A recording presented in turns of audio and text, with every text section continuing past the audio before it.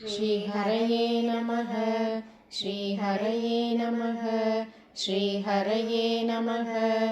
ॐ नमो भगवते वासुदेवाय। ॐ श्रीकृष्णपरमात्मने नमः।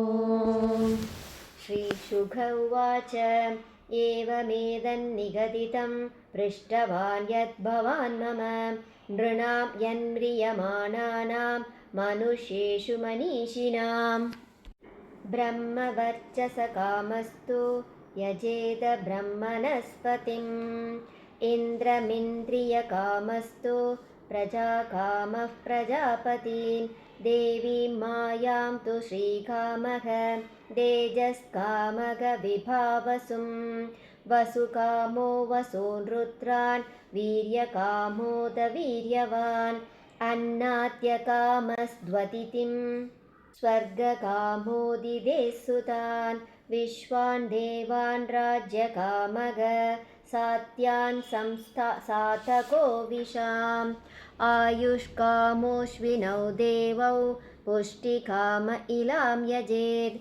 प्रतिष्ठाकामः पुरुषो रोदसी लोकमातरौ रूपाभिकामो गन्धर्वान् स्त्रीकामो अप्सर उर्वशीम् आधिपत्यकामः सर्वेषां यजते परमेष्टिनम् यज्ञं यजेत्यशस्कामः कोशकामः प्रचेदसं विद्याकामास्तु गिरिशं दाम्पत्यार्थ उमां सतीं धर्मार्थ उत्तमश्लोकं तन्तुं तन्वन् पितॄन् यजेत् रक्षाकामः पुण्यजनान् ओजस्कामो मरुद्गणान् राज्यकामो मनून् देवान् निर्वृतिं त्वपि चरन् यजेत् कामकामो यजेत् सोमम् अकामः पुरुषं परम् अकामः सर्वकामो वा मोक्षकाम उतारदीः तीव्रेण भक्तियोगेन यजते पुरुषं परम् एतावानेव यजताम् इह निःश्रेयसोदयः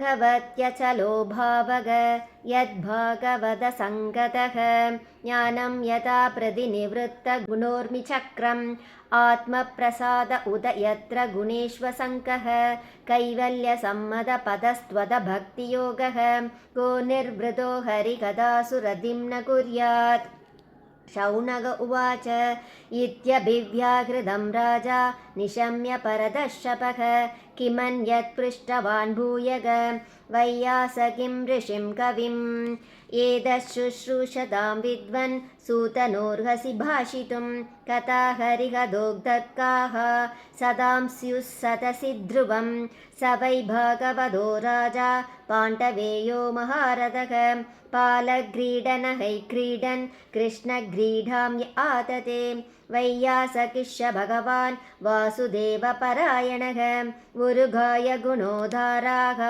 सदां स्युर्गि समागमे आयुर्हरति वै पुंसाम् उद्यन्नस्तं च यन्नसौ दस्यर्थे यत्क्षणोदीतः उत्तमश्लोकवार्तया तरव किं न जीवन्ति पस्त्रा किं न श्वसन्त्युथ न खादन्ति न मेघन्ति किं ग्रामपशवो परे स्वविड्वराहोष्ट्रकरैः संस्तुतः पुरुषः पशुगो न यत्कर्णपदोपेतः जादुनामकदाग्रजः पिलेभदोरुग्रमविक्रमाण्ये न शृण्वद कर्णपुडे नरस्य जिह्वासति धार्दुरिगेव सूत न सोपगायत्युरुगाय काथाः पारः परं पट्टकिरीटजुष्टम् अभ्युत्तमाङ्गं न नमेन्मुकुन्दं शावौ करौ नो गुरुदः सपर्यां हरेर्लसत्काञ्चन कङ्कणौहां पर्हायिते दे नयने नराणां लिङ्गानि विष्णोर्न निरीक्षतो ये पादौ नृणां दौ द्रुमजन्मपाजौ क्षेत्राणि नानुव्रजदो हरेर्यौ जीवञ्च वो भागवधाङ्घ्रि रेणुं न जादुमत्योऽभिलभेदयस्तु श्रीविष्णुपद्यामनुजस्तुलस्याः स्वशञ्चवो यस्तु न वेदगन्धं ततस्मचारं हृदयं पतेदं यदगृह्यमाणैर्हरिनामधेयैः न विक्रियेतात यथा विकारः नेत्रे जलं कात्ररुकेषु हर्षः अधाभिदेह्यङ्कमनोनुकूलं प्रपाशसे भागवतप्रधानः यदाह वैयासगिरात्मविद्याविशारदो निपतिं साधु पृष्टः। श्रीहरये नमः श्रीहरये नमः श्रीहरये नमः। सर्वत्र गोविन्दनामसङ्कीर्तनं गोविन्द गोविन्द। गोपिका जीवनस्मरणं गोविन्द गोविन्द।